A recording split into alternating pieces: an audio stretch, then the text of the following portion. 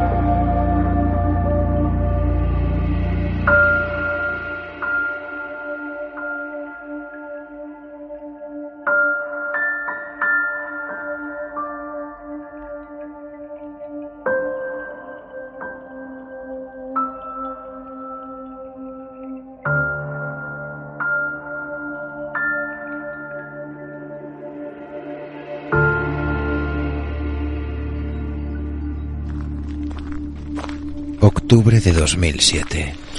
Caminamos por el cementerio de Mount Auburn, en Cambridge, Massachusetts. Willum H. Pugmire, escritor retraído y excéntrico, que llegó a proclamarse reina punk del horror de Eldritch, el travesti callejero del horror cósmico, queda de pronto hipnotizado ante el poder evocador de una esfinge, la misma que Martin Milmore esculpió allí, como parte del memorial de la Guerra Civil de 1872. Ella es diferente, desigual, siempre emanando un toque de extrañeza entre las tumbas y los monumentos. Y es que al verla, como si le hablase, Willum supo que tenía que llevársela al valle de Sesqua, su propio mundo imaginado, foco de ensueños, de poesía y amor por Lovecraft, Poe, Baudelaire, Wilde y otros tantos poetas que soñaban con lo imposible. Porque esta noche visitaremos a la esfinge, amigos. De la mano del maestro Willum caminaremos entre sueños de cementerio, pesadillas de ciudades malditas, ruinas evocadoras, océanos que arrastran mensajes dormidos en botellas de cristal.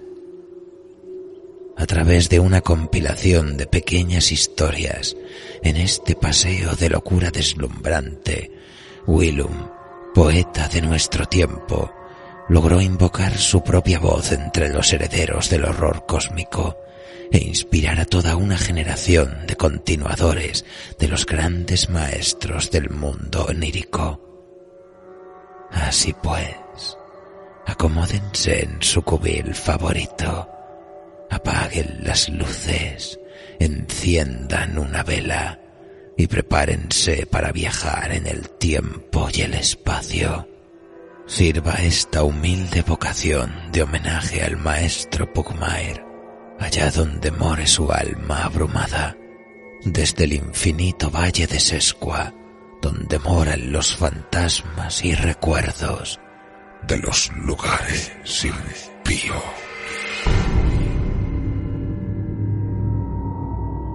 Un relato extraído de la compilación Bohemios del Valle de Sesqua y publicado por la Biblioteca de Carfax.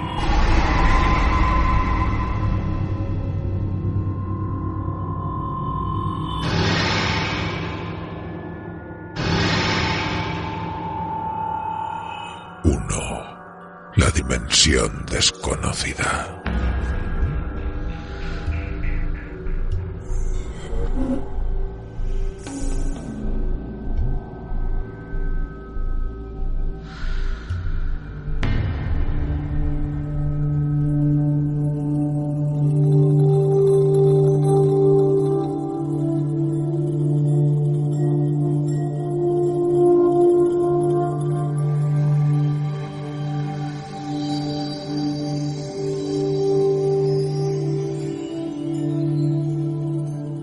Es el efecto de la noche, que nada en mis ojos acuosos mientras me arrodillo en el suelo mancillado y hundo los dedos en la tierra impía.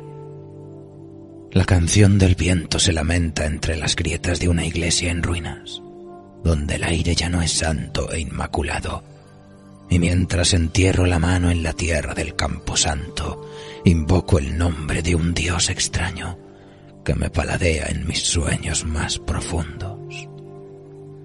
Es este señor del miedo el que ha susurrado en mi psique aquello que estoy destinado a descubrir, la cosa que muy pronto tocaré.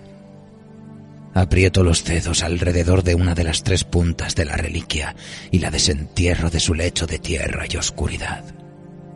No hay luna que me permita iluminar el artefacto.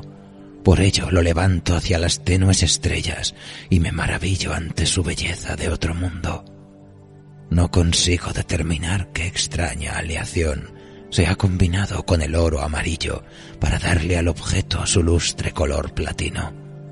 Su belleza es cautivadora y lo observo durante muchos minutos mientras pienso que está hecho para ser visto únicamente en la oscuridad, en este efecto de la noche, donde su magia se derrama y evoca maravilla. Levanto la reliquia y me la coloco sobre la cabeza, desde donde la frialdad del metal se extiende por todo mi cuerpo. Tiemblo cuando la campana de una antigua iglesia repica con un sonido sombrío.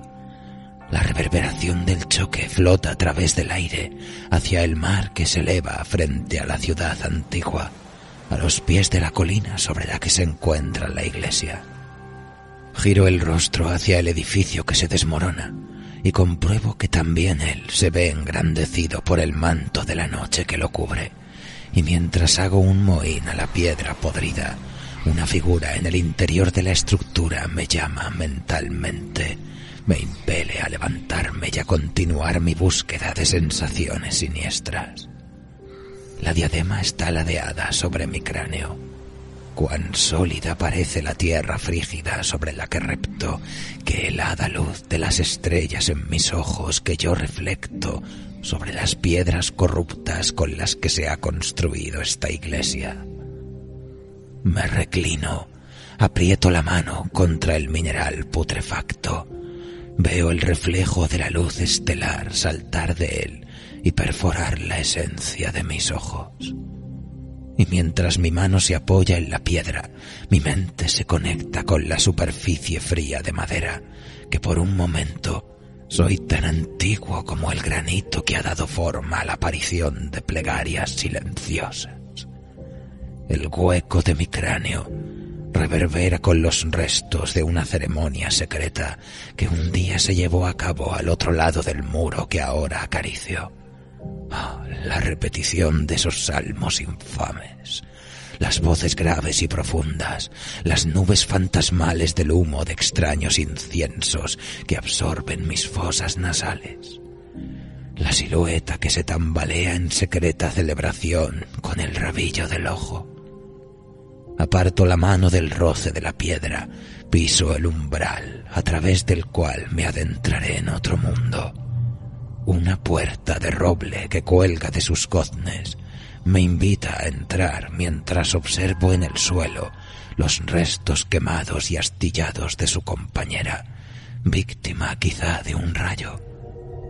Sonrío ante el olor de destrucción que flota en el ambiente, y cuando al final río, mi voz no parece mía y mis labios toman una forma extrañamente ajena. Lamo esos mismos labios y cruzo el umbral hasta el lugar sin nombre. Giro las esquinas hasta que penetro en la cámara abovedada de una sala donde la luz espectral de las estrellas mancilla los 7 vitrales.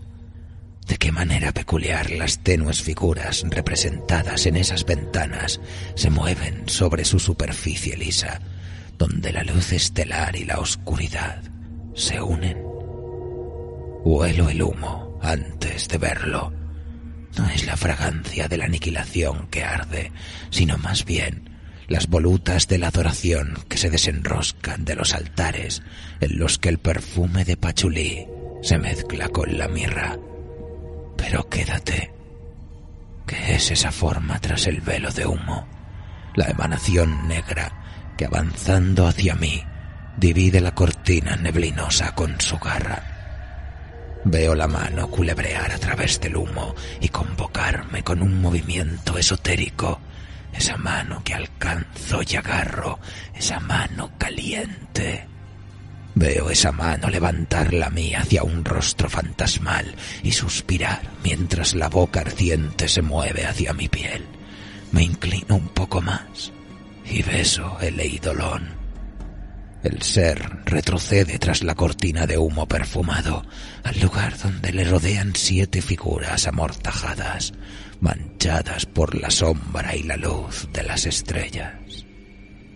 Sus rostros de alabastro me recuerdan al material del que está hecha mi diadema, y río suavemente mientras abren sus bocas destrozadas y murmuran un canto litúrgico en adoración al caos reptante. Mis manos se levantan hacia el tocado de oro blanco y retiran su peso de lo alto de mi cabeza. Cruzo la bruma, corono el eidolón con la reliquia que he desenterrado del suelo poseído, al tiempo que, bajo la tiara, un reguero de rostros burlones me sonríe. El cazador de la oscuridad extiende los brazos hacia los rostros brillantes, donde los ojos despiertan como centellas, se reflejan en la carne resplandeciente de los 7 adoradores. Siento un fuego en mis propios ojos cuando empiezan a chamuscarse y derretirse, pero antes de perder completamente la visión, el fantasma se desliza hacia mí y besa mis ojos que se disuelven, transformando esos orbes gelatinosos en diamantes con los que puedo contemplar la dimensión desconocida.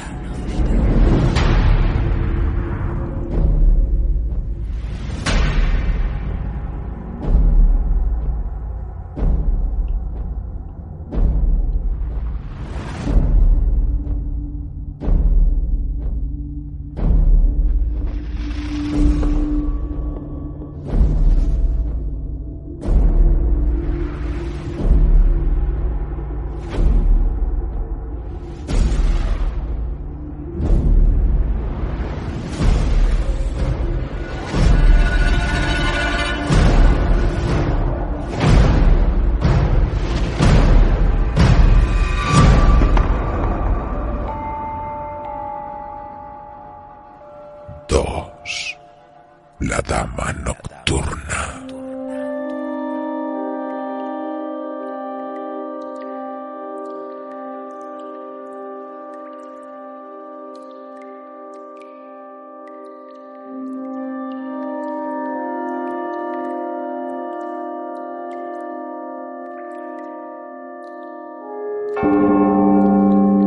La campana repicó una vez y la mujer se revolvió en su cátedra.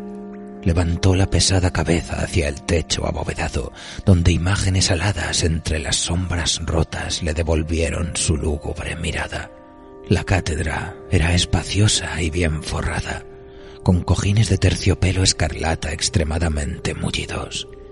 En su estructura de marfil estaban sujetos exquisitos dibujos de constelaciones que la mareaban cuando los miraba de manera prolongada. Ahora no sentía interés por esos dibujos, pues el viento exhalaba su lamento desde las regiones altas, entre los 7 vitrales besados por la extravagante luz de las estrellas. La dama escuchó el sonido etéreo y miró a través de la niebla de humo y sombra rota, que se arremolinaba a su alrededor, viéndola alzarse hasta la ventana arqueada y rota, a través de la cual silbaba la solitaria canción del viento. Percibió el lugar en el que la ventana había sido lacerada y donde una figura amortajada había perdido una mano. Irguiéndose como humo, la mujer se levantó del trono y flotó sobre el agrietado suelo de piedra hacia la pared ruinosa. Allí se encajaba la ventana dañada, y allí, sobre la superficie firme del suelo, vio la mano de cristal, perfecta y pálida. Su blanca forma semitraslúcida, que a sus ojos fantasiosos se asemejaba a una paloma muerta. Se inclinó y tomó la delicada reliquia, siguiendo su contorno con el dedo, para luego llevarse su superficie lisa a la boca y besar la palma. Al notar que los dedos de alabastro apuntaban hacia la grieta en la pared, levantó sus propios dedos hacia la figura amortajada de la ventana superior y le hizo un signo esotérico. Luego silbó mientras escurría su flexible figura a través de la grieta del muro, avanzando hasta el camposanto. Bajo la fría luna estelar, sus piernas la guiaron a través de las lápidas, mientras los árboles se cernían sobre ella en un remolino de viento. Cuando llegó al punto en el que la tierra estaba removida, se paró y observó el lugar en el que habían desenterrado algo y donde de forma descuidada habían vuelto a amontonar la tierra en el agujero, pero sin aplanarla. Aquí no existía ninguna losa que indicase lo que había debajo. Así que la mujer estiró una pierna y dibujó con la punta del pie una forma parecida a una lápida. Se dejó caer de rodillas mientras cantaba y, sirviéndose del dedo de la mano de cristal, grabó su nombre dentro de la forma. Un grito aterrador captó la atención de la dama. Vio a la criatura oscura balancearse sobre una lápida y observarla con ojos de jade. Un gatito minúsculo que no huyó cuando la dama se aproximó y lo aferró con una mano. Rió al verlo subir por su regazo hasta instalarse sobre el hombro, donde se encaramó para ronronearle en la oreja. Una vibración de sonido que goteó dentro de su cabeza y se movió detrás de sus ojos, que observaban el arco distante construido en piedra decrépita.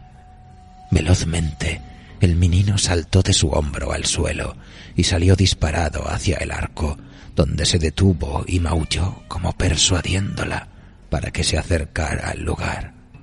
La mujer tembló bajo las estrellas y la niebla y se dirigió hacia el cautivador animal, siguiéndolo a través del arco hasta el otro lado. La tierra sobre la que caminaba era tan blanda que le pareció estar pisando nubes, y en los espacios superiores las estrellas se mostraban más grandes de lo habitual. Imaginó que podía sentir el beso del helado polvo de estrellas sobre sus ojos, sobre su boca. La dama siguió al animalillo negro hasta que notó la presencia de otro ser, pálido e inmóvil, en la distancia. La estatua de una figura amortajada, cuyo brazo alzado había perdido una mano marmórea. Una campana repicó, un sonido turbio e indefinido que reptó hacia ella como un monstruo invisible, y ante tal clamor, el menino se precipitó hacia el arco que acababan de atravesar. No hizo caso del comportamiento del animal, ni tampoco notó cómo la forma sólida de la estatua temblaba, se ablandaba de manera imperceptible al roce del aire vibrante. La dama solo vio el brazo extendido al que le faltaba la mano.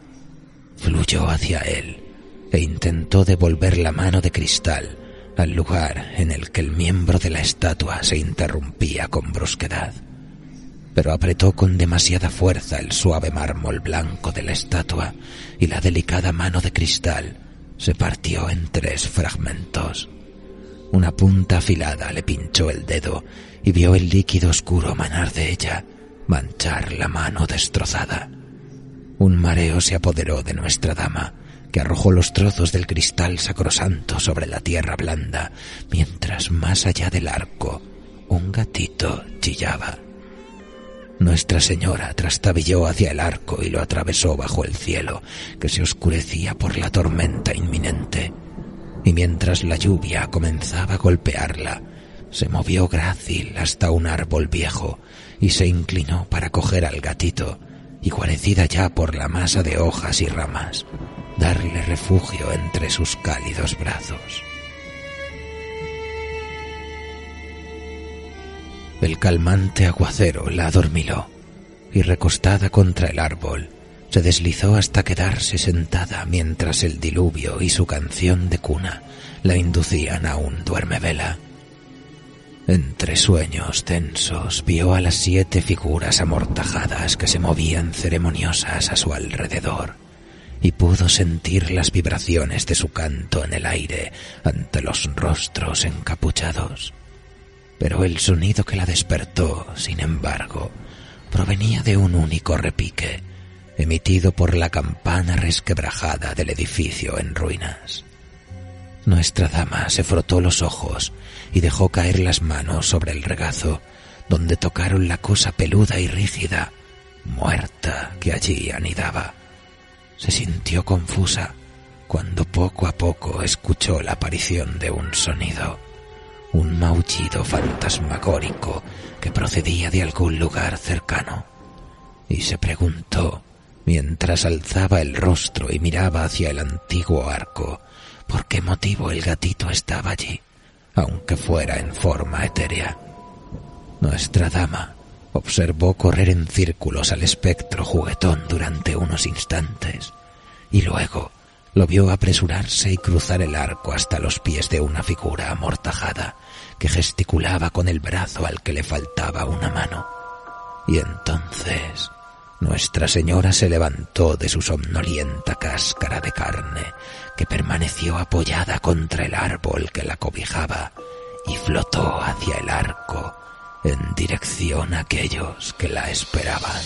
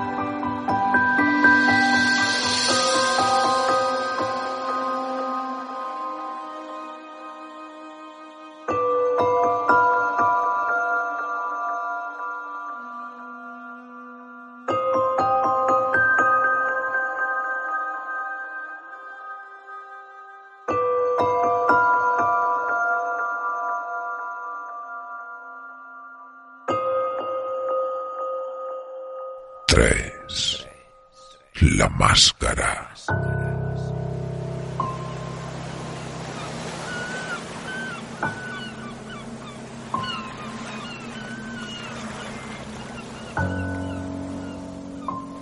Encontré la botella mientras caminaba por la orilla y me sorprendió su frialdad cuando la rescaté de entre las olas.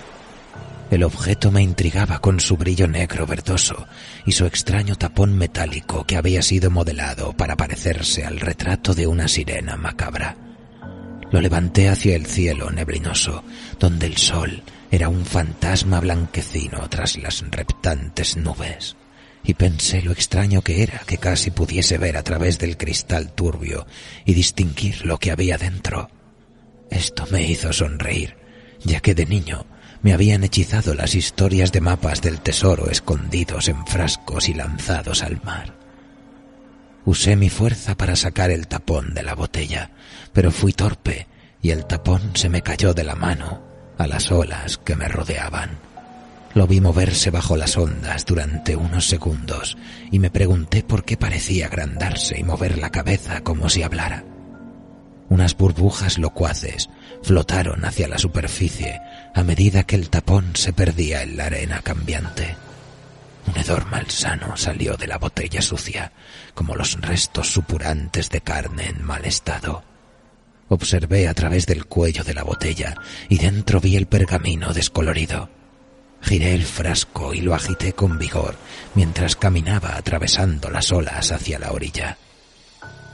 El rollo se resistió a salir, así que me llevé la boca del recipiente a los labios y soplé dentro de mi éter vital. Pero el hedor me golpeó con maldad renovada y tuve que apartar la cara.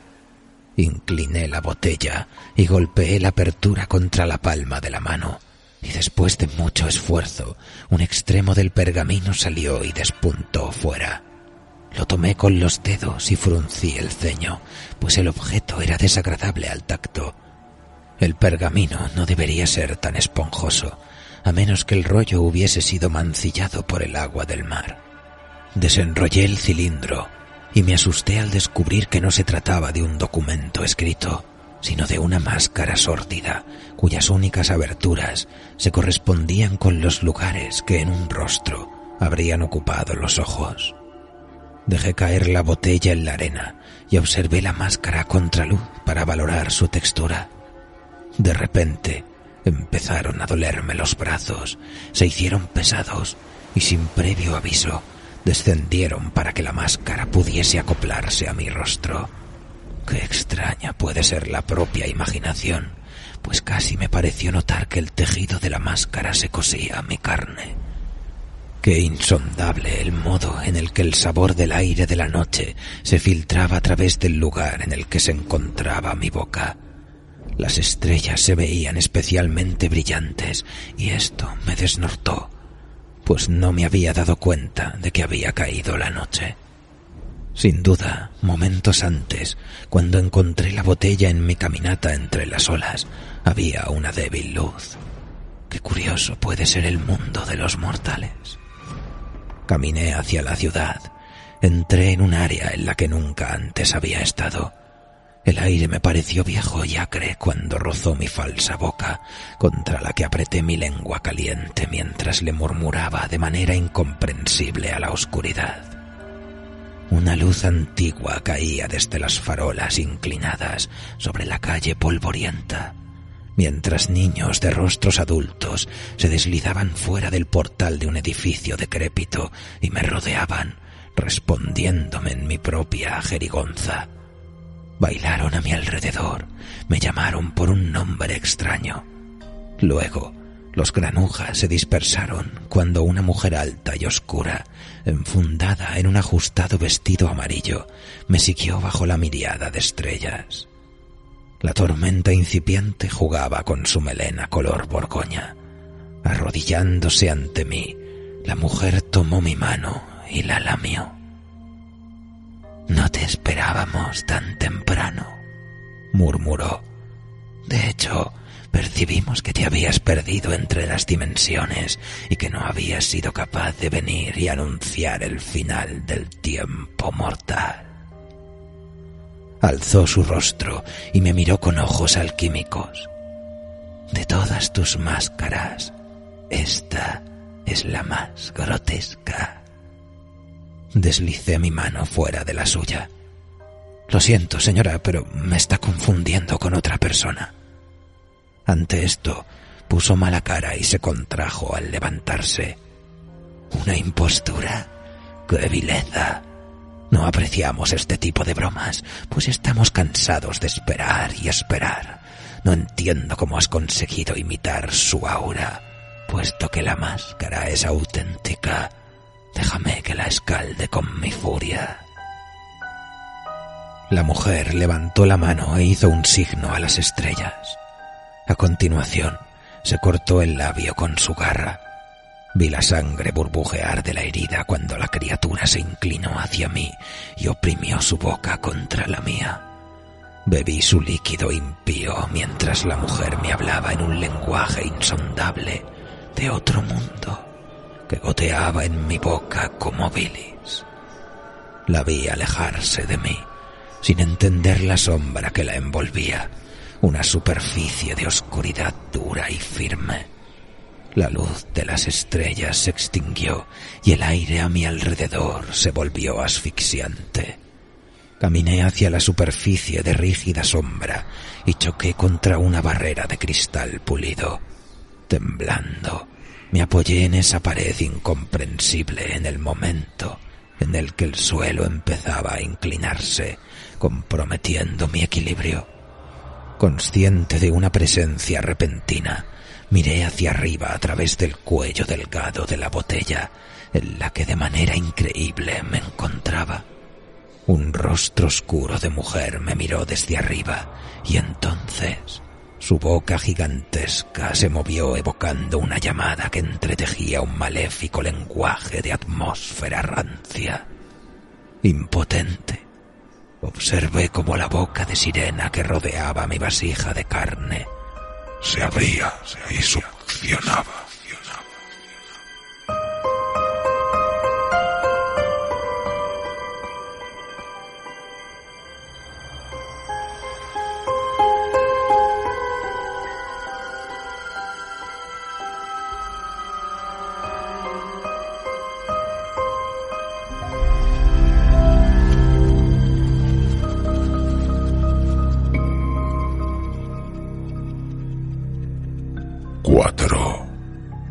El festín.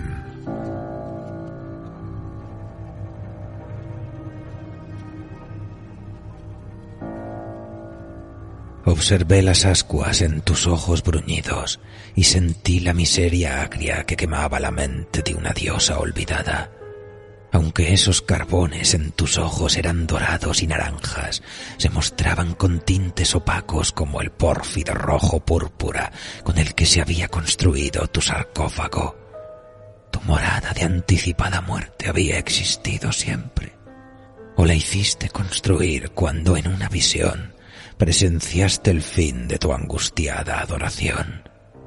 No puede tratarse de un edificio erigido para uno de la gloria eterna, ya que este lugar hiede a extinción y a sueños caducos. Percibí que aquí se había producido una profanación, pues en tu recipiente que antaño recogiera gemas preciosas, no quedaba ahora otra cosa que polvo y encaje de telarañas. Tu boca estaba seca, el rico sacrificio líquido ya no la alimentaba.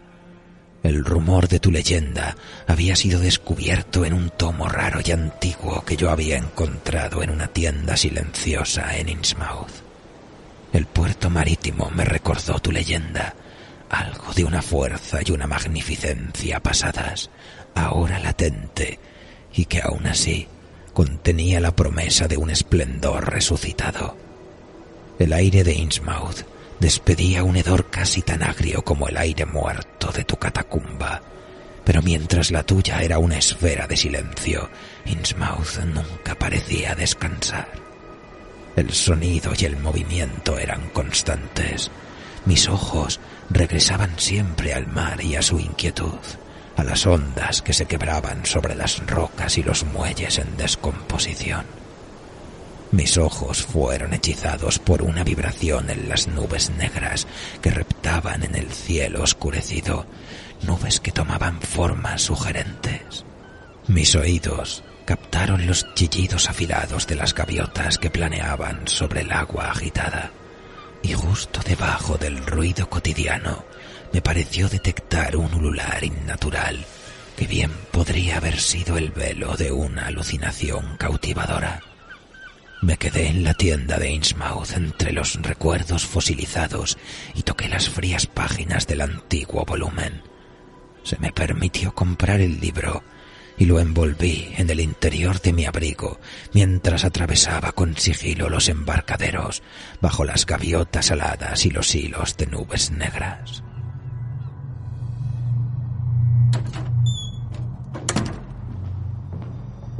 Me senté a la luz amarilla del candil, en el ático donde estaba mi estudio, e intenté leer el libro. Sin embargo, resultaba complicado seguir el texto, que se resistía a quedarse quieto bajo mi mano temblorosa. No es fácil leer grabados oscuros y desvaídos que con sutileza reptan por la página, como queriendo escapar del roce de los dedos, iguales a insectos, incapaces de tolerar la profanación perpetrada por ardientes manos humanas. Coloqué de forma incorrecta los dedos sobre un fragmento de tinta rapaz y de una negrura hambrienta que, lejos de escaparse, se levantó como queriendo conocer mi carne. ¡Ah, qué ilusiones pueden crear los grabados de un mago poderoso! ¿En qué modo adorable su pluma escupió las palabras de tu historia legendaria? Fuiste un sueño raro que el mago llegó a considerar su perversión personal, su delirio de éxtasis diabólico. Te vio como una suerte de puta mística coronada de estrellas enjolladas, y malinterpretando el origen del tinte que manchaba tus labios, ansió sorber el néctar de tu boca de granada. Aunque se equivocaba respecto a tu naturaleza, vio lo suficiente de tu esencia escondida como para cautivar su imaginación y corromper sus sueños. Escribió sobre ti como un borracho, y la ebriedad psíquica todavía existe en su texto monstruoso, en esa transcripción sentiente que retozó ante mis ojos y se percató de mi mano. Oh, esa tinta embrujada penetró dentro de mis poros y se esparció en mis venas, evocándote de un modo tan absoluto que llegué a distinguir el follaje que oculta tu tumba antigua. Soñé la matanza que celebraba tu abominación en el interior de la tumba y saboreé la sangre derramada sobre mis dientes. Cuando desperté de la extraña ensoñación, descubrí que me había mordido la lengua y bebido mi sangre, a pesar de lo cual su sabor no parecía pertenecerme. Qué extraño haber descubierto un testimonio extraordinario de tu leyenda registrado por el brujo que te soñó. Aunque yo no sea un mago, escribí mi propio grimorio secreto cuando se me revelaron imágenes en la locura de la medianoche. Grabé tus símbolos mientras se imprimían a fuego en mi cerebro por una visión agria y di forma al mapa fantástico que me guiará hasta tu tumba de pórfido. Me abrí paso entre la maleza a machetazos y encontré tu morada y realicé el ritual secreto que permitió abrir tu tumba. Bajé los peldaños polvorientos que llevaban a donde te reclinabas dentro de tu ataúd, igual que un eicón de ébano pulido por los besos de tus acólitos. Encontré la daga ritual y aunque su hoja no estaba afilada, la usé con precisión, pues contemplar tu recipiente vacío era cosa lamentable y las únicas gemas que poseía eran mis ojos, uno de los cuales arranqué con destreza para depositarlo en tu cuenco. Lo puse allí, dentro de ese espacio pequeño y triste, como un viento exterior que se lamentase con pesadumbre, pero me alegró escuchar tu sonido susurrado, la débil vibración que resbaló de tu firme boca de piedra. Sentí la resonancia sibilante tocar mis labios, esos pétalos mortales que se despegaron para pronunciar tu nombre. Oh, la maravilla que me fue revelada, ver los pozos huecos de tus ojos que comenzaban a humear, a brillar como las ascuas de una fuerza reanimada. Las ascuas de tus ojos, doradas y naranjas, ya no son opacas como el pórfido rojo púrpura de tu tumba sin nombre. Tus labios son negros y secos, pero no por mucho tiempo, pues me inclinaré hacia ti y apretaré mi boca contra la tuya, mi boca que he partido con la hoja irregular de la daga ritual, y mientras te beso, susurraré tu nombre de nuevo. Su sonido resonará dentro de tu tumba, en esa zona olvidada, en la que podrás reclamarme como tu novísimo festín.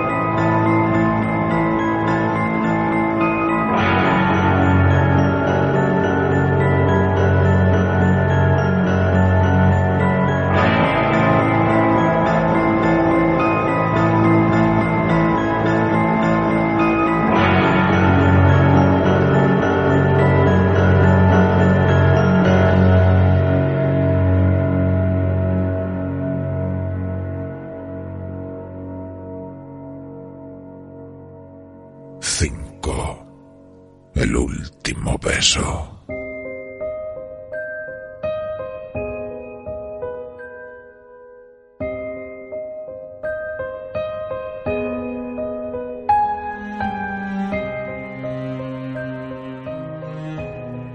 Quiero besarte, chico diabólico. Es cierto, no me he preocupado por verte desde aquel extraño día amarillo. He estado obsesionado con esa casa en la calle Benefit y sus alrededores. Nunca mencionaste el terreno arbolado, así que supongo que realmente nunca investigaste el vecindario de la casa que todos rehuyen.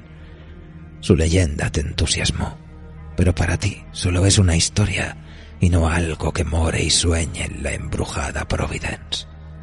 Me sentí mesmerizado mientras hablabas de ella aquel día de luz amarilla cuando la describiste bromeando. No pude resistirme a echarle una ojeada después de nuestro almuerzo.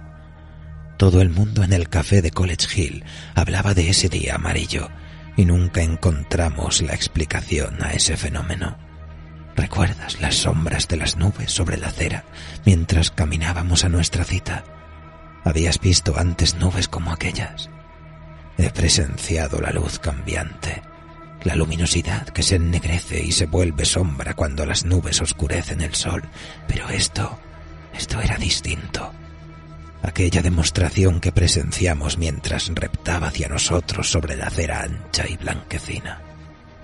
Las siluetas enervantes y grotescas de aquello que acechaba a través del cielo mientras inspirábamos el aire perfumado del día amarillo.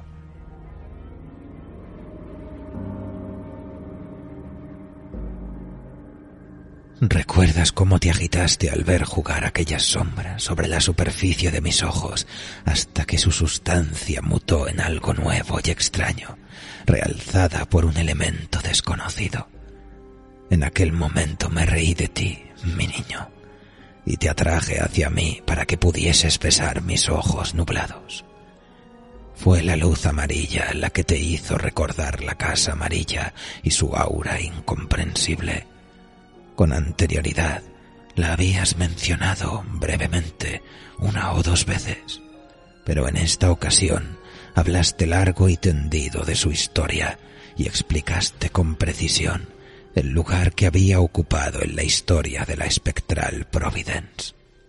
Dijiste que Poe había pasado con frecuencia junto a ella de camino a cortejar a la señora Whitman, o cuando se aventuraba para soñar en este lugar de descanso eterno al que te he arrastrado. Quizás Poe se sentase en esta misma lápida oblonga en la que ahora nos encontramos. Mencionaste la historia de esa casa amarilla y me relataste cómo 2 caballeros entraron en ella para desvelar su misterio y de qué manera solo uno salió con vida y medio loco. Se internaron en la vivienda armados de una curiosa expectación científica, pero los desconcertaron las manchas de moho que tomaban las formas más sugestivas, quizás como las peculiares nubes que nos siguieron a lo largo de la acera en aquel día amarillo. Hicieron su trabajo mientras la cosa titánica, aquel enigma muerto y aún así ensoñador que bullía bajo la casa amarilla, minaba la salud de ambos. Qué atractiva sonaba tu voz mientras hablabas de ello. Después de nuestro tete-a-tete, me fue imposible resistirme a bajar por College Hill para tocar con mi propia mano las maderas amarillas sobre las que se asentaba la casa de la calle Benefit. Ciertamente sentí algo, pero ese algo no emergía de la casa en sí, sino más bien de la zona arbolada adyacente.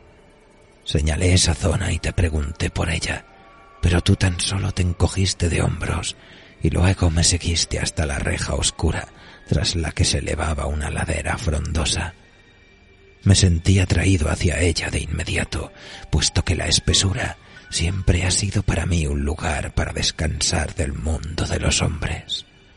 Por eso crucé el portal abierto en la reja de hierro negro y entré en un pequeño patio de ladrillo. Observé los matorrales de arbustos y sus hojas largas que me saludaban en la luz amarilla de aquel día insólito.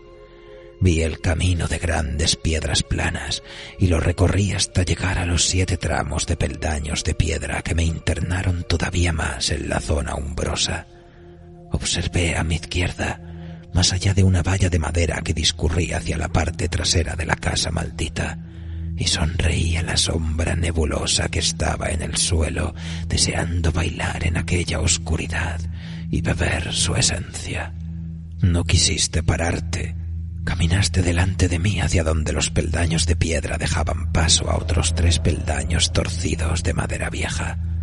El camino se curvó frente a nosotros y caminamos sobre la tierra hasta un bosquecillo donde nos esperaba un árbol grueso y vetusto.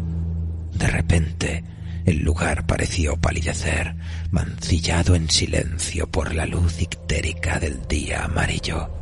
Y al mismo tiempo notamos aquel otro indicio luminoso, la masa fosforescente de moho que marchitaba el tronco del viejo árbol. Qué curioso resultaba el perfil de aquella mancha fúngica que parecía formar un rostro monstruoso del que emanaban infinitos hilos de niebla. Algo en la forma del hongo pálido me atrajo, y mientras estudiaba su textura con los mismos ojos que tú habías besado, se elevó un aroma que me embriagó. Los zarcillos de niebla abrazaron mis fosas nasales, las penetraron, y pude saborear aquello de lo que estaban hechos. Ese sabor se extendió por mi paladar, lengua abajo hacia mi garganta palpitante. Reí mientras lo devoraba. Creo que fue el sonido de mi risa lo que hizo que salieras corriendo. Pero no puedes librarte de mí, querido amigo, pues en este día brumoso me has encontrado en Providence y has tomado mi mano y besado mis ojos. He deslizado los dedos sobre tu cabello negro hacia los 2 mechones tiesos que has teñido de carmesí y modelado para que parezcan cuernos. Pero, amor mío, te enseñaré algo mucho más satánico que tu apariencia. ¿Lo ves ahí, junto a la comisura de mi boca? Ese fragmento minúsculo de hongo que te espera. Ven, aprieta tus labios contra los míos y deja que mi lengua guíe la tuya hacia ese pequeño jirón de perdición. Y luego trágalo y únete a mí en este éxtasis de horror. Quiero besarte una última vez.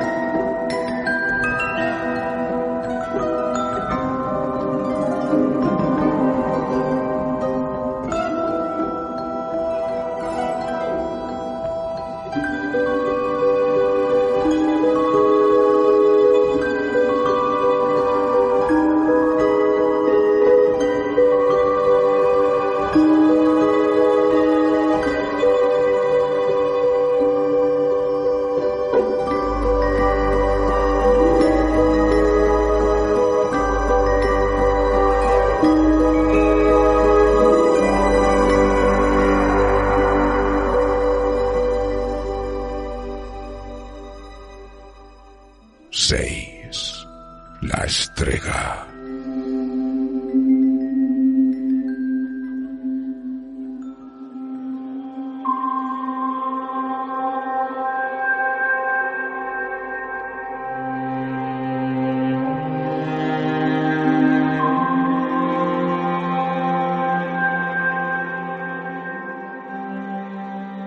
Nosotros, escritores, nos sentábamos alrededor de la mesa, satisfechos de nuestro almuerzo italiano, demorándonos con el helado y el café. Howard, nuestro miembro más veterano, había querido que nos reuniésemos en su restaurante favorito, Angelos, en Federal Hill. Lo adoraba porque llevaba en funcionamiento desde 1924 y formaba parte de una era que lo mesmerizaba y de la que se había enamorado. Feliz después de haber devorado 3 porciones de helado, Howie se levantó para realizar un brindis con su taza de café, tras lo cual sacó un trozo de papel doblado.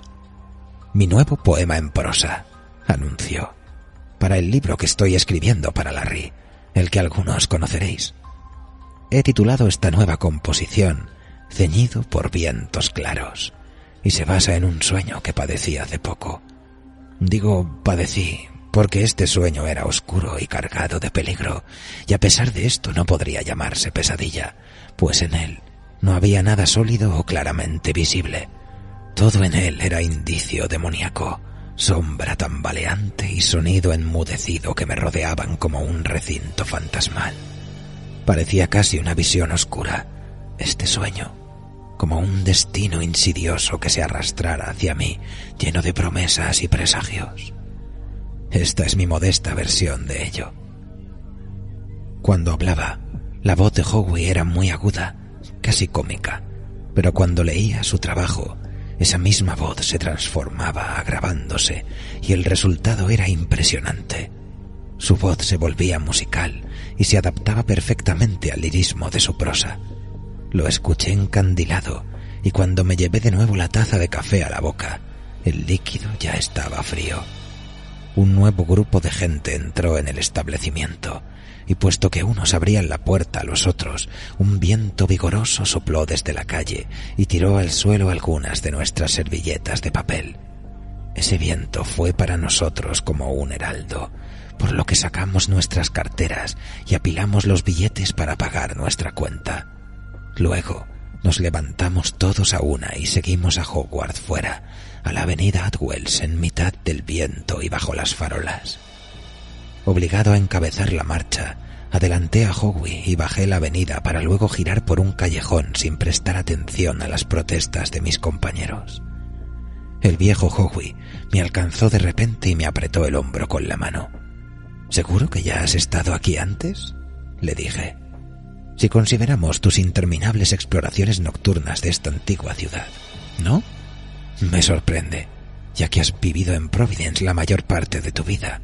Este barrio de Little Italy tiene muchos encantos del viejo mundo y aquí se encuentra uno de ellos».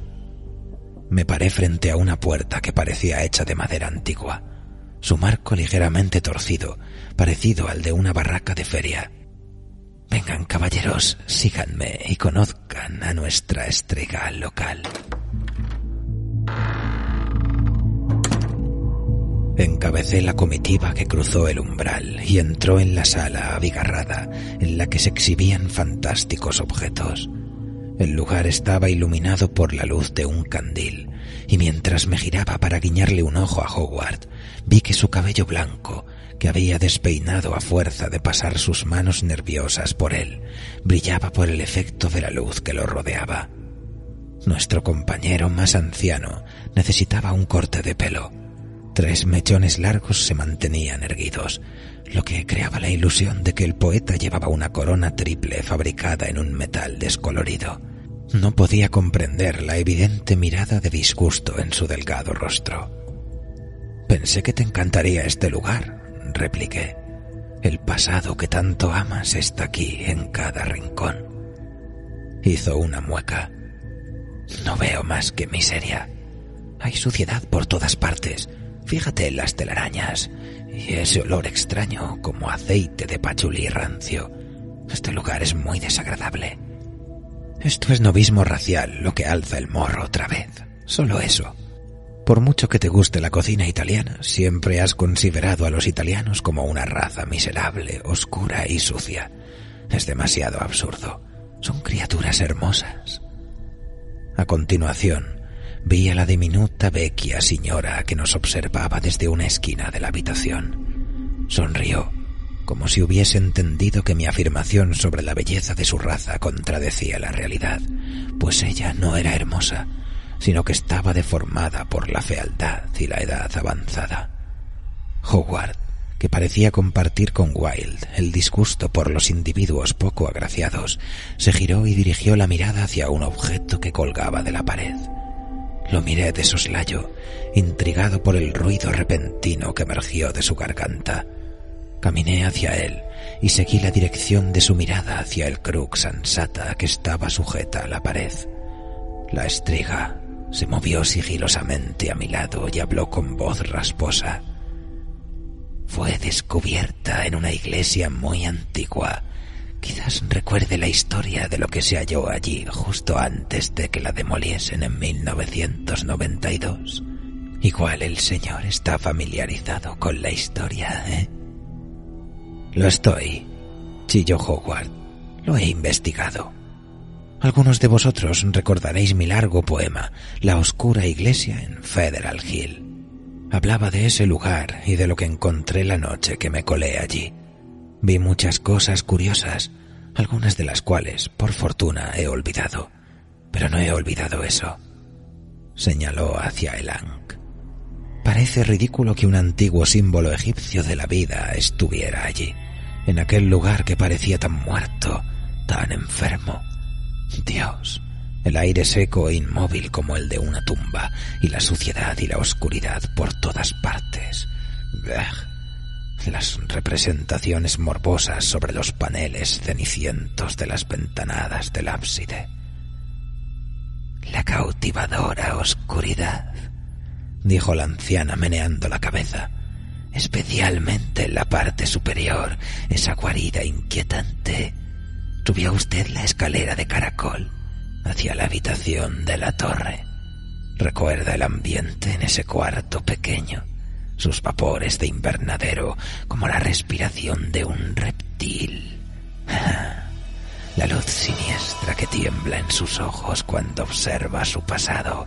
¿Corrió usted en ese momento escaleras abajo y a través de la nave? Notó los paneles oscurecidos de los ventanales en los que tendrían que haber estado expuestos los santos. ¿Con qué mancharon esos paneles? No es mero hollín. Creo que fueron tocados por la semioscuridad exterior y por la criatura que merodea en ella. Secciones de esas ventanas han sido robadas por cosas que caminan como hombres. Algunas de las ventanas fueron hechas añicos justo antes de la demolición. Los fragmentos ennegrecidos poseen cierto atractivo para aquellos que conocen las vías antiguas y secretas. Hay quien posee el talento de invocar el espectro de esa iglesia ominosa mediante el sonido y el movimiento. ¿Sintió usted ese espectro mientras estaba en el lugar? La mayoría afirma que se ha ido a las estrellas y más allá. Algunos susurran que dejó tras de sí un memento monstruoso, un eidolon de suciedad y hollín que puede ser conjurado. Todos escuchamos encandilados. A pesar de su fuerte acento extranjero, su inglés era bueno y se entendía con facilidad. Aún así, había algo en verdad extraño dentro de las sombras de sus ojos. Con una intención en apariencia maligna, esos ojos observaban algo directamente sobre nuestras cabezas. Levanté el rostro hacia el instrumento que colgaba del techo por encima de nosotros. Parecían curiosas campanas de viento, compuestas por hilos plateados y fragmentos oscuros de vidrio ennegrecido. La estriga levantó la mano marchita, movió los dedos retorcidos y el objeto comenzó a agitarse, a entrechocar sus piezas haciendo que un sonido musical gotease hacia el suelo como polvo.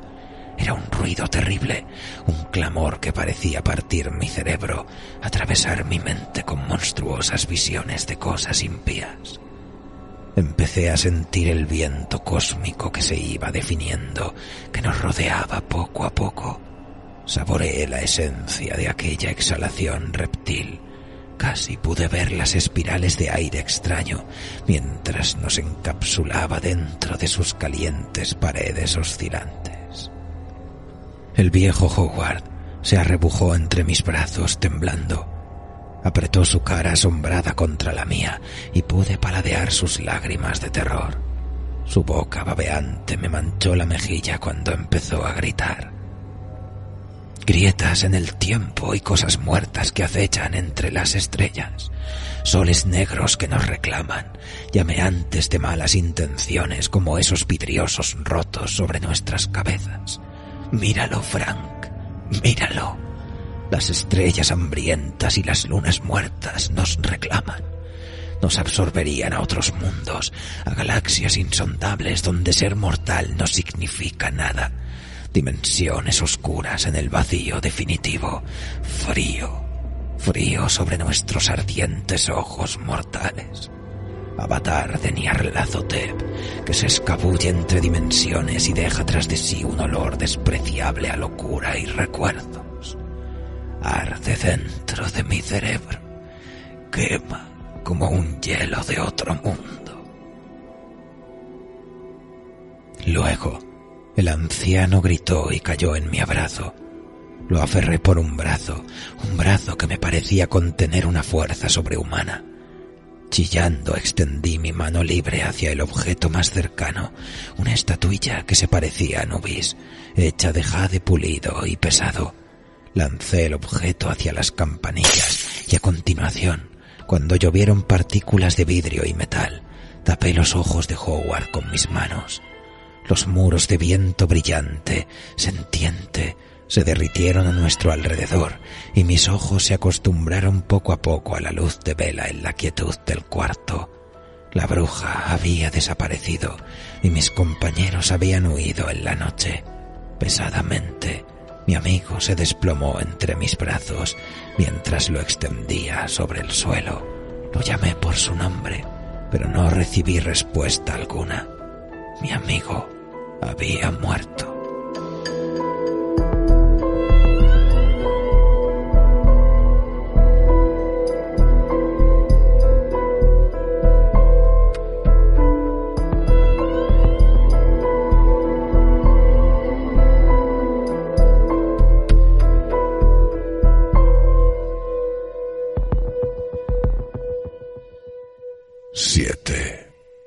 El espejo.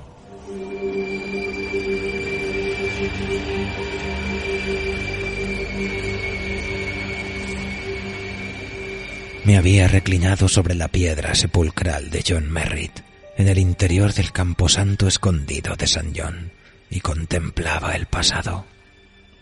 No la historia ordinaria, sino el pasado oculto de la embrujadora Providence. Una crónica oscura, con certeza. Incluso se había rumoreado en documentos imprecisos que John Merritt habría conocido al brujo de Providence, Joseph Curwen, al final de los años 40 del siglo XVIII. Pensé en estas cosas mientras estiraba mis miembros sobre la tumba antigua en la fría luz de octubre. Escuché el viento inmortal para ver si podía detectar aquel eco del pasado con el que me sentía extrañamente conectado. Me llegó una llamada, pero se trataba de la ciudad que reclamaba mi alma. Me bajé de la tumba y me encaminé a la calle Benefit, dejando atrás con lentitud las casas señoriales hasta llegar a la casa amarilla que siempre había exudado, a mi parecer, una suerte de efluvio. Mientras la observaba, me pareció que el viento se tornaba musical a mi alrededor. Pronto me di cuenta de que el sonido no lo producía el viento, sino el toque de algún instrumento en las cercanías. Lentamente, dejé atrás la casa y me dirigí al pequeño parque junto a ella. Allí vi algo increíble. Alguien, sentado en un taburete, tocaba la viola. La máscara de cabra que llevaba la figura era de lo más inusual, pues su textura parecía fundirse a la perfección con la carne humana del individuo, y los ojos negros bajo la máscara parpadeaban con malicia mientras me observaban. Me sobrevino una compulsión extraña, un deseo doloroso de correr hacia la figura y beber el elixir de su aliento. No me moví, a duras penas respiré, y mientras estaba allí, jadeante y paralizado, el espacio alrededor de la figura se oscureció de manera ominosa hasta que solo pude adivinar su silueta en un espacio de sombra insólita. Las calles de Providence volvieron a llamarme. Me aparté de la sombra y proseguí por la acera soleada. crucé Benefit y me aproximé a la calle Tomás, donde me paré unos instantes para admirar el campanario majestuoso de la primera iglesia baptista. Luego caminé hacia el edificio Fleur de Lis, que fue diseñado de manera tan peculiar por Edmund R. Wilson y construido en 1886.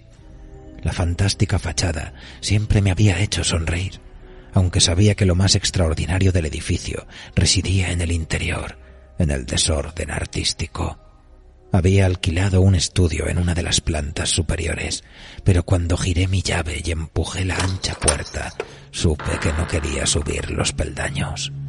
Mirar escaleras arriba y ver las puertas antiguas y estrechas en los corredores siempre me había producido escalofríos, puesto que el pasado parecía vivir allí de un modo audaz, desafiante. Hasta entonces, nunca había entrado en un edificio donde el tiempo no solo se detuviese, sino que también se transformase, como si sucediera dentro del Fleur de Lis. Incluso las sombras del lugar se presentaban inusuales, compuestas por una oscuridad diversa de la ordinaria. Entré en el amplio estudio principal, con sus mesas repletas de instrumentos y reliquias de valor artístico. Hojeé los blancos muros pintados, las viejas molduras y el hogar rojizo, las lámparas fluorescentes que pendían del techo, una mezcla de pasado ensombrecido y modernidad en plástico brillante. El espejo vertical y deslustrado, dispuesto junto al hogar, era algo nuevo allí.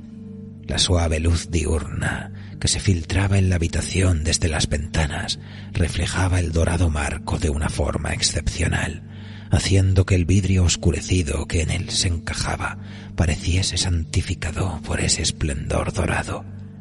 Mi reflejo me oprimió miserablemente. La propia habitación reflejada se veía distinta, más oscura y antigua, lo que transformaba la imagen especular en un retrato del pasado en el que la única imperfección era mi propio ser. Hice una mueca ante el atuendo ridículo con el que había cubierto mi piel negra. Solo mis rasgos faciales parecían retener la antigüedad de mi herencia. Un deseo repentino y pasional me sobrecogió, una ansia de escapar de la modernidad luminosa para hundirme en una era pretérita. Hasta me imaginé que el viento me hablaba, y entonces me di cuenta de que no se trataba del viento, sino de una nota musical exquisitamente grave y distante, prolongada, que avanzaba increciendo. A medida que el sonido se henchía, la habitación que el espejo reflejaba se animaba como un enjambre de sombras. Me sentí emparentado con la oscuridad creciente, con despreocupación. Me quité la ropa para que mi reflejo no desentonase con las imágenes circundantes. Y luego la luz se extinguió dentro del espacioso estudio y de la semblanza imitada en el espejo. Solo el arco dorado permaneció, centelleando ante mí como un portal fantasmagórico.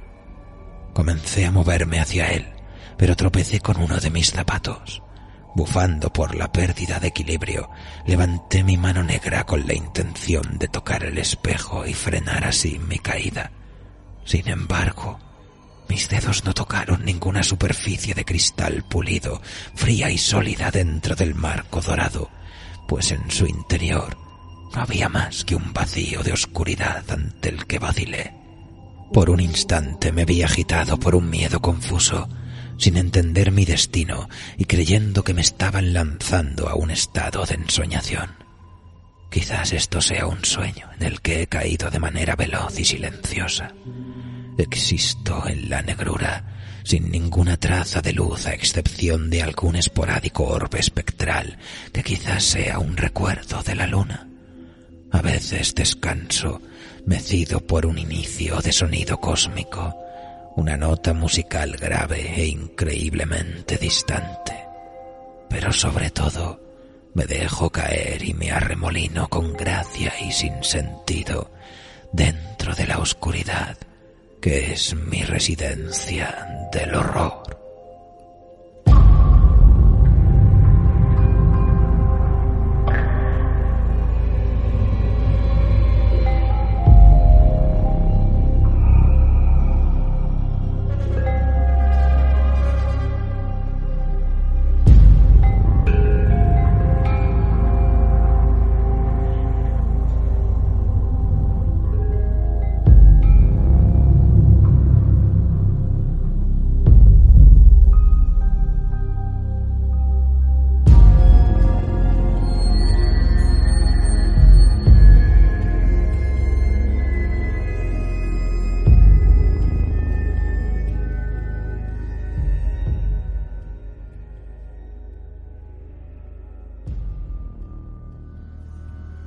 8 fantasmas.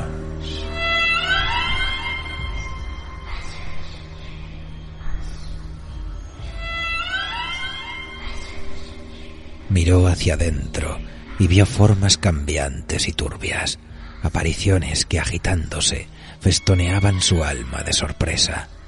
Algo en el semblante de los fantasmas, en el modo en el que se estiraban y bullían, despertó un cierto apetito impío en lo profundo de su ser. Deseó ardientemente succionarlos con su boca hambrienta, chuparlos para que rodasen alrededor de su corazón y enseñasen a aquel órgano la palpitación espectral.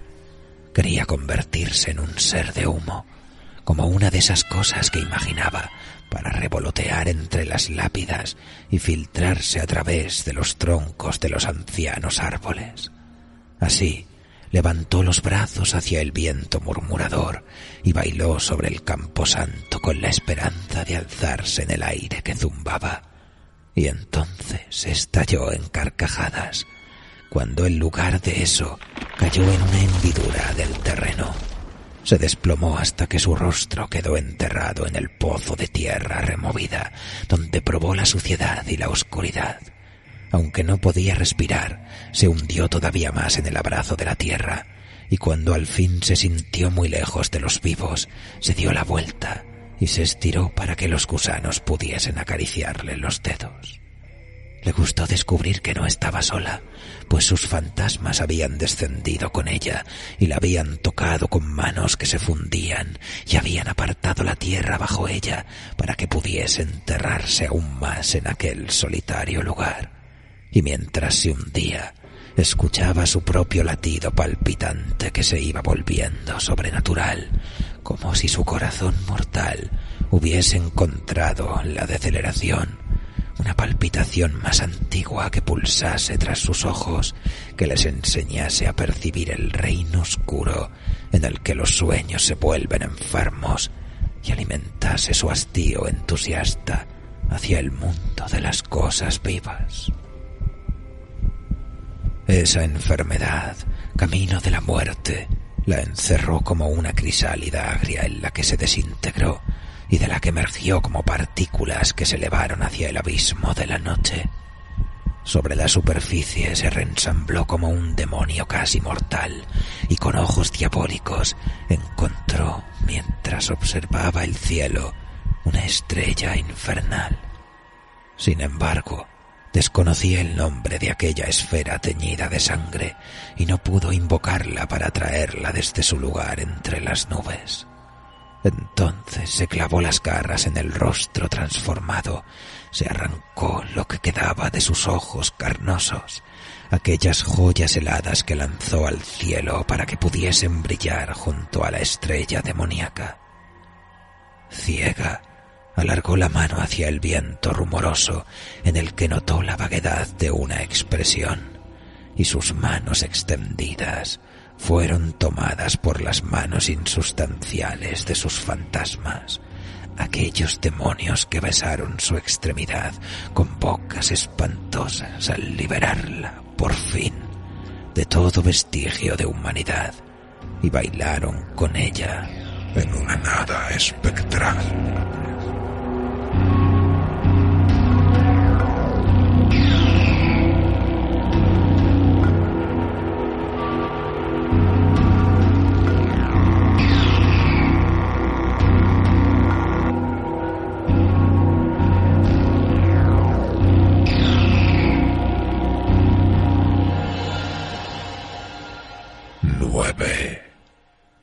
Dunwich.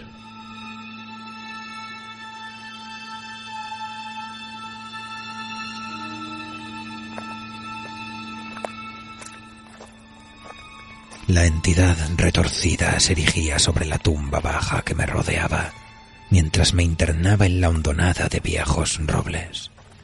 Confieso que me resultó extraño percibir de nuevo la consciencia sobrenatural que había experimentado en mi juventud, pues había abandonado el mundo infantil para volcarme en mis estudios en Harvard y en Miskatonic, y había hecho todo lo posible para eliminar al chico de pueblo de Dunwich.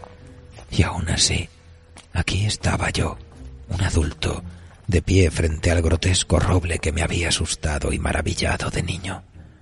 Todavía me embrujaba con su altura increíble y la largura de sus ramas amenazantes que se extendían como si quisiesen capturar del suelo alguna presa suculenta. Mi hermana se había burlado de mi sensación de peligro cada vez que nos acercábamos a aquel árbol de camino a nuestro altar en la hondonada. Ahora regresaba a Dunwich porque el cadáver de Elana había sido encontrado enredado entre las ramas altas del viejo roble. La niebla gris era la misma que había conocido en la infancia, y su hedor era un olor que me había encontrado en sueños, sin importar cuán lejos me hallase de esta tierra. Hay perfumes que solo se encuentran en Dunwich, o quizás los nacidos aquí hayamos desarrollado sentidos poco comunes con los que detectar la cualidad aberrante de la región. Estas percepciones despertaron ahora mientras caminaba en las profundidades de la hondonada y encontraba el sitio megalítico que había sido el lugar favorito de mi infancia. El círculo de altos pilares de piedra que denotaba un misterio y una antigüedad increíbles. Me había encandilado entonces y todavía lo hacía. Había algo de otro mundo en la manera en la que habían ensamblado las piedras y ahora su visión tocaba mis ojos con un frío asombro que se colaba en mi cerebro y lo llenaba con recuerdos frígidos. Vi de nuevo la áspera piedra del altar dentro del círculo de monolitos y pude oler las malas hierbas, fétidas y salvajes, que se aferraban a la losa siniestra. Mis ojos acuosos observaron a través de las brumas del tiempo y vi el cuerpo que se reclinaba sobre la piedra húmeda y fría. Supe que era yo. Sentí de nuevo esa otra cáscara, las malas hierbas del delirio que creí haber eliminado al dejar Dunwich para vivir entre la gente común. Pero no, se aferraban a mi cráneo e infectaban mi cerebro, y entonces supe que se trataba de la locura inmortal, que era el legado de Dunwich. De repente, recordé la única irrupción de esa locura familiar durante mi estancia en Miskatonic. Elana, siguiendo un capricho, había venido a visitarme. Era su primera aventura fuera de Dunwich. Me había apresurado a llevarla a un laboratorio abandonado para que los demás estudiantes no viesen su deformidad. Mi hermana portaba los restos carnosos con los que algunos de nuestra raza habían sido maldecidos. Una piel de textura atezada que les resultaba innatural a los humanos y que daba pie a habladurías sobre sangre de bruja y relaciones con extrañas presencias de los bosques. Cuánta crueldad vi en sus ojos rasgados color ocre. Su risa horrible cuando me apresuré a salvaguardarla de las miradas. «Lo has hecho bien, hermano», murmuró ella. «Esconder tu origen a tus compañeros. Has pulido tu aspecto y tu manera de hablar es muy agradable. Estos saben que saliste disparado de un asqueroso útero de Dunwich. Es curioso que muchos chavales del pueblo acaben en la Universidad de Miskatonic. Me pareció reconocer a uno en la plaza mientras venía hacia aquí. He oído decir que tienen algunos libros como los que el abuelo tomó prestados de la granja Wateley justo antes de tu horror. ¿Recuerdas aquel libro? El que solíamos sacar a hurtadillas para estudiar sus diagramas extraños hasta que madre nos encontró con él y lo tiró al fogón. Mamá no sabía nada de mis apuntes, ¿verdad? ¿Qué va? Nunca me cogió dibujando sigilos en la tierra del corral. A ver, ¿qué pasa, hermano mío? ¿Por qué estás tan pálido? Tus ojos se muestran tan enfebrecidos. ¿Tienes una de tus jaquecas? Ven, descansa en esta mesa metálica. Déjame sostener tu cabeza en mis manos mullidas. Mira, un cuchillo pequeño. ¿Cómo lo llaman? Escalpelo. ¿Una herramienta científica? Maldita sea. Nos habría venido bien en la hondonada aquella vez que te hice acostar sobre el altar y te grabé diagramas en el pellejo con el cuchillo de cocina de mamá. Ven, tiéndete en el frío metal y apoya la cabeza a Elías. Sus palabras siempre eran tranquilizadoras, No se podía oponer resistencia. Subí a la mesa y cerré los ojos mientras mis oídos bebían la dulzura de su voz. Apenas fui consciente del filo que empezaba a grabar un diagrama en mi piel. El recuerdo se nubló y se desvaneció cuando recuperé la consciencia del lugar en el que me encontraba, bajo los árboles de la hondonada.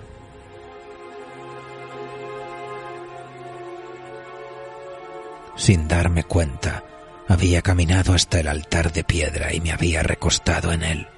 Me pareció oler de nuevo la fragancia alquímica del incienso y las velas mágicas que Elana y yo habíamos prendido como parte de nuestro rito impío. Como en un sueño, pude recordar las frases cantadas, copiadas de aquel tomo antiguo y luego memorizadas.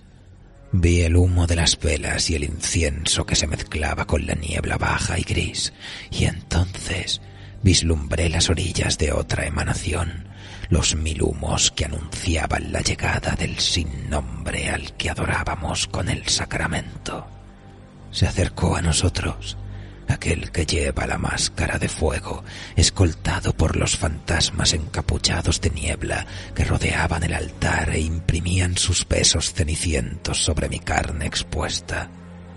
Distinguí otro fantasma, un penoso espectro que se mantenía apartado de los demás, vestido de nubes y penumbra. Su perfil me resultaba familiar. Creo que gemí levemente cuando este nuevo horror se dirigió hacia mí y levantó su daga ritual. Temblé cuando el instrumento descendió hacia mis labios, que lo besaron. Mis ojos rebosaban de lágrimas mientras se pronunciaba el consabido ritual sobre el viento, mientras se tallaban los sigilos en mis ojos. Oh, su extraño, amadísimo rostro. Tras ella, el sin nombre sobrepasó los vacíos estrellados y tomó un raro mundo grisáceo, una esfera de cuya existencia Elana y yo habíamos sabido a través de un texto antiquísimo. La punta de la hoja todavía operaba sobre mí y podía sentir los regueros de mortalidad líquida que goteaban de los cortes recién abiertos que se mezclaban con los restos cenicientos de los fantasmales besos. Mis manos humanas se extendieron. Una tomó los cabellos de mi hermana y la otra fue apresada por su mano diabólica. Ayudado por su alquimia, floté desde el altar hasta sus brazos y bailamos mientras la tierra bajo nuestros pies se convertía en polvo, basura esparcida en el espacio. Riendo satisfechos, caminamos más allá de las estrellas, guiados por el sin nombre, más allá del espacio y el tiempo, hacia la antigua Yugoth, donde vibramos en éxtasis entre los hongos inmortales.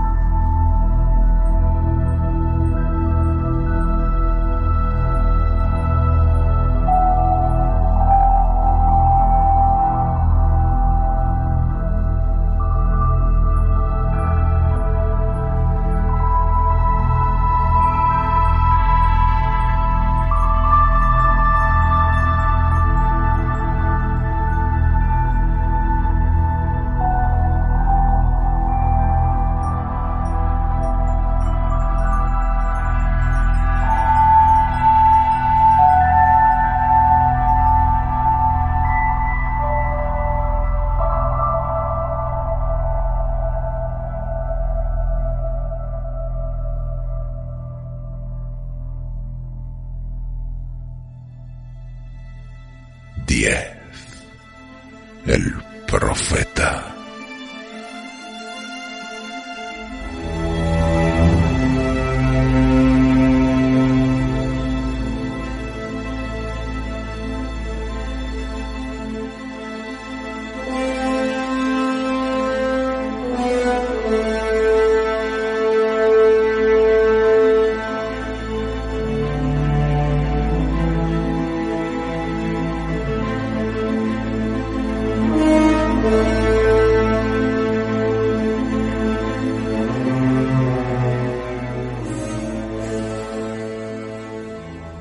Deseaba aprender las canciones que los demonios cantan mientras bajan en picado entre las estrellas.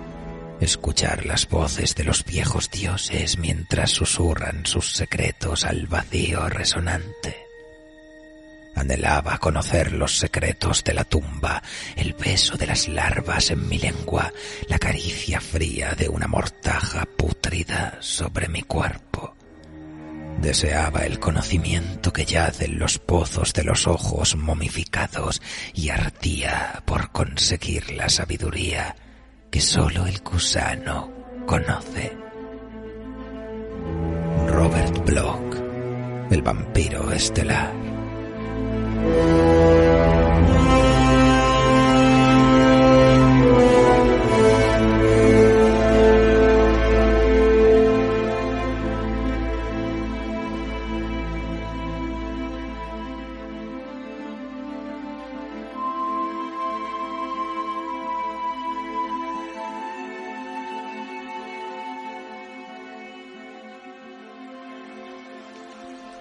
Pensarás, como el escritor extraño que soy, que me regodearía con alegría en el día de mi muerte feliz. Y sin embargo, estoy satisfecho de mí mismo porque mientras me siento sobre esta roca junto al río Sikong y escucho el viento soplar entre las hojas de los árboles extensos, intento imaginar tus últimos días en Butler. Te encerraron dentro de una habitación pequeña. Había barras en la ventana. Sucedió hace 90 años, y tiemblo al pensar lo que debiste sufrir. Sí, amo lo macabro, pero es pura fantasía. La realidad es el auténtico horror. Te encerraron dentro de tu pequeño cuarto y luego te plantaron en tu pequeña caja en Swan Point. Yo no toleraré ese ataúd. No me enseñes los terrores mundanos de la tumba. He conocido bichos raros que se alimentaban de gusanos y eso no me impresiona. He dormido con momias y he descubierto que no eran buenas conversadoras. No dormiré bajo la tierra. ¿Recuerdas la leyenda del extranjero? El tipo que vivía bajo el suelo. ¿Recuerdas cómo intentó abandonar los pasillos desmoronados de su palacio y reptar hasta el bosque terrible más allá del edificio enterrado? Ese reino y su sombra preternatural no eran para él. En lugar de eso, sufriendo, escaló el cilindro de roca desprovisto de escaleras hacia donde él pensaba que estaría la luz. Lo que encontró, después de comportarse como un loco entre las gentes danzantes que acabaron por echarlo, fue la noche y sus luminarias. Sus amigos se convirtieron en los alegres espíritus que se burlaban de la mortalidad. Yo también soy un demonio así, y cabalgaré el viento. No me plantéis en una caja, no encerréis mis cenizas en una urna. Esparcidme en el viento que se precipita sobre el río Sikong y dejadme flotar sobre las aguas en el temporal. Hasta que eso suceda, cantaré las canciones de horror y besaré tu carne con labios helados. Agitaré la sustancia de tu cerebro con el lenguaje que suspira cosas secretas. Evocaré la oscura maravilla que emocionó al profeta de Providence, que es mi musa de la medianoche. Selah, Selah.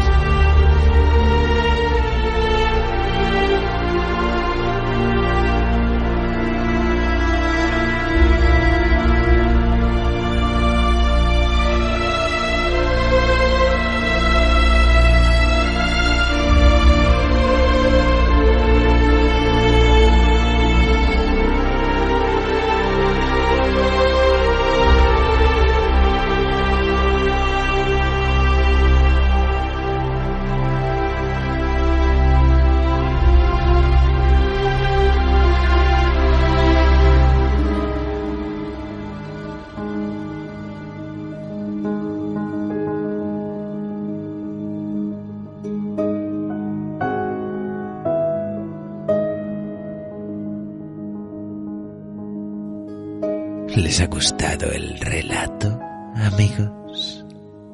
Una curiosa compilación de fantasmagorías, la de nuestro amigo Pugmire, ¿no creen? En su prólogo, dedicado a la edición española de Bohemios del Valle de Sescua, el erudito lovecraftiano S.T. Joshi afirma con contundencia que pocos autores en el campo de la literatura weird son tan amados como Willem Hopfrog Pugmire. Amable y gentil, reunía bastantes características en principio dispares. Era descaradamente homosexual y un habitual de la escena punk rock de su ciudad natal, Seattle, en Washington.